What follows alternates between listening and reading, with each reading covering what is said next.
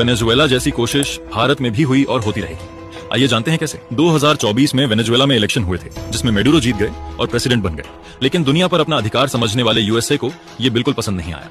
अब 2024 में ही waste media एक खबर प्रकाशित करती है वोट चोरी की। ये न्यूयॉर्क टाइम्स की रिपोर्ट है, ये ब्लूमबर्ग की रिपोर्ट है, ये गार्जियन की रिपोर्ट है। सबने इस इलेक्शन प्रोसेस को फ्रॉड बताया और बोला डेमोक्रेसी खतरे में है। ये कहानी आपको सुनी सुनी सी लगती है क्या?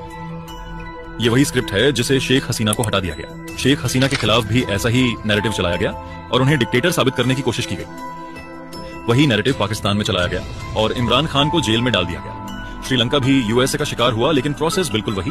और साथ ही जिस तरह से शेख हसीना को हटा करके Nobel peace prize winner Mohammad Yunus को बांग्लादेश में बिठाया गया, उसी तरह वेनेजुएला की अपोजिशन लीडर मारिया कोरिना को भी पिछले साल नोबेल पीस प्राइज 20 दिया गया और इनको भी एक बड़े लीडर की तरफ प्रोजेक्ट किया जाने लगा, जिससे कि मेडुरो को हटाने के बाद इनको बिठाया जा सके। वही स्क्रिप्ट, डिफरेंट कंट्रीज, रिजल्ट्स एक जैसे। अब जरा गौर कीजिए, साउथ एशिया में अगर पकड़ बनाना है तो भारत में अपने पपेट को बिठाना जरूरी है। 2024 में भारत में भी कई कोशिश हुई यहाँ की जनता को भड़काने की।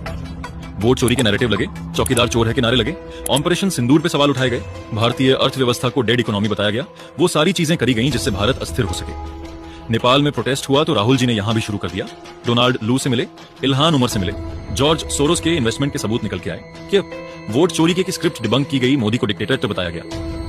कुछ नहीं मिला तो ईवीएम को हैक बता दिया गया। जब ये कुछ भी नहीं हो पाया तो यूएसए ने भारत से टैरिफ गेम भी खेलने की कोशिश की, सिर्फ और सिर्फ इसलिए क्योंकि यहां से सत्ता को उखाड़ के अपने पपेट को बिठाना था। बाकी की कहानी आप खुद ही समझ सकते हैं। अगर आज यूएसए भारत में कामयाब नहीं हो पाया क्योंकि आप और हम जैसे लोग अभी भी अपने देश के साथ खड़े हैं,